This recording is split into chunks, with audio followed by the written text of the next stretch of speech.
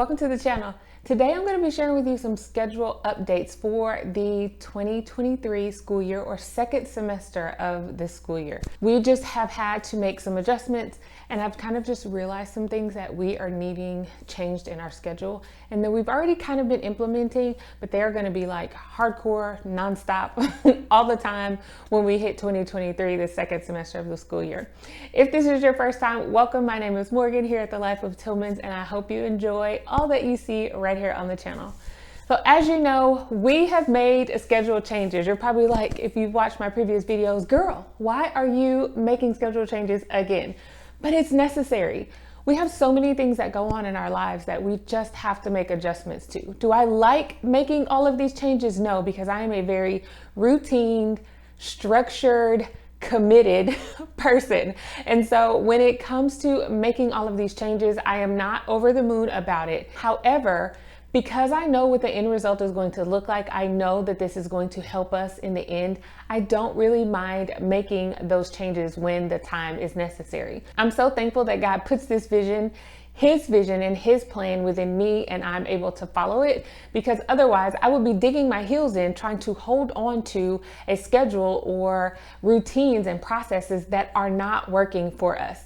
So in the end, even though it may be a little unsettling to think about, oh my God, here we go again, I know that once we get settled in it, it'll be the best thing for us. A schedule change is happening now because our life has changed, period. That's how it goes. You go through seasons and you have to make those changes. I'm going to link down in the description the scheduling video that I put out at the beginning of the school year. And then if you'll check out my playlist of monthly updates, you'll kind of get an idea of how we have progressed and why we are here at this point. I'm going to give you details of why we're making schedule changes for specific areas. So as usual, we always do Bible in the morning at breakfast time. That has always worked for us. It will always be that way unless we are having to leave out of the house at 6:30 in the morning. Bible and breakfast, B&B, that's our thing.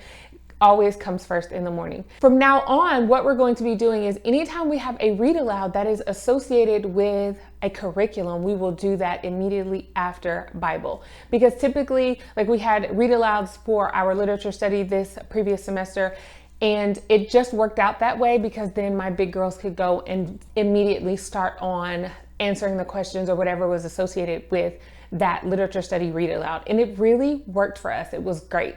So we are going to stick with that and make it a priority to not change it because it works. So if it ain't broke, don't fix it. That is going to be a big part. The next big change that we are making is that for my kindergartner, immediately after literature study read alouds or any read alouds that are associated with curriculum, not just for leisure, I am going to go and read with my kindergartner. It is an absolute must. I found that when I said, okay, we'll read after we finish your phonics and your math curriculum, it was not happening. And that is unacceptable for me because this is a very crucial point in her learning how to read and phonics and just her growth and development when it comes to her education. And it's not something that can be put to the side. We enjoy it. It's a really great time, but I found that we just kind of took off with the day, and next thing you know, it's bedtime and we have not done our 20 minutes of reading. And she enjoys it. I enjoy it. It's a time that she and I get to spend together, just the two of us. And so what I'm doing is incorporating that in our morning. It is the first thing that I do with her after we do Bible and our literature study read alouds. It's been working good. We've done it for a couple of weeks now. And so I wanted to share with you guys that that is a change that we've made. So we're going to carry that over into second semester and probably forever. As long as I'm teaching her how to read, that's what we're going to do. We're going to get our 20 minutes of reading done before we move on with anything else. So you're probably wondering, well, what are your big girls doing while you're spending that 20 minutes of reading with your daughter? They are working on their literature study. If we're not doing a literature study, they are doing independent subjects, things like spelling, handwriting, vocabulary, super easy. They don't need mama's help. 20 minutes. They may not finish it in that 20 minutes. Likely they're not. Maybe they might get one of those things done in that time frame, but that's okay because the next big change that we are making is after I am done with my kindergartner and her reading, we are moving on to family subjects. Yes, family subjects. In the past, we have always done family subjects at and after lunchtime. However, I am finding that my big girls are in a season of slowness. And I say slowness because they're just kind of moving at their own pace, which is not mama's pace. Because believe it or not, our children don't think this, that I do have other things that I need to do. And I can't just say, well, when I'm done with the girls, then I'll go and do them. There are things that need to be done, and they need to be done in a timely manner for me, for my life. And this is not like self-care type of things. This is like paying the bills, managing the household, making phone calls, recording these videos. This is something that I enjoy. And so there is a specific time that I need to be able to do those things. And if I allow my daughters to kind of move how they want to move, knowing that we have family subjects after lunch, there was a lot of time that was wasted. And certain things I can't do in the morning. It has to be done in the afternoon. And so with us switching that and doing family subjects in the morning, which is a main part of me, we are doing those before lunch. Maybe it'll carry over into lunch, but that's okay. We've been doing that also for the last couple of weeks, and it has just been amazing for me.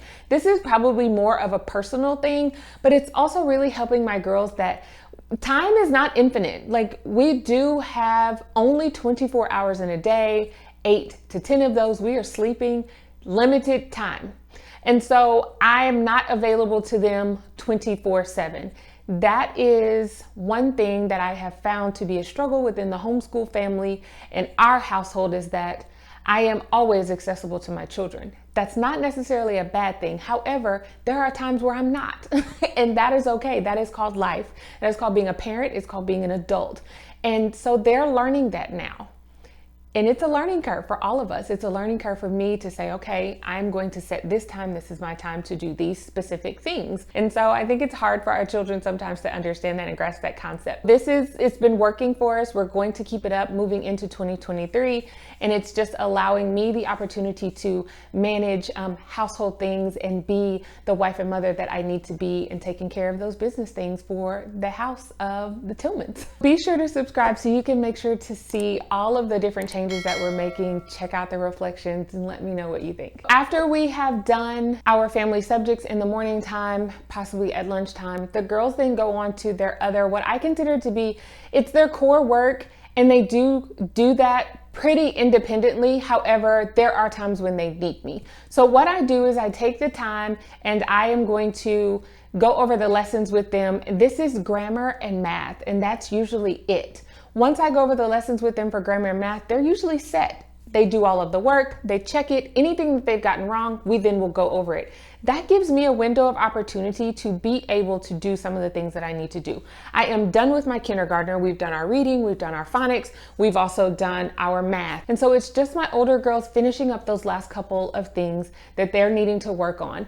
I am still available to them, but I'm not available waiting on them, if that makes sense. So some other things that we're going to be adding in for the 2023 second semester is that I'm gonna have set times. I know people frown, like, set times in homeschool, like, it just makes it stressful. It doesn't for us.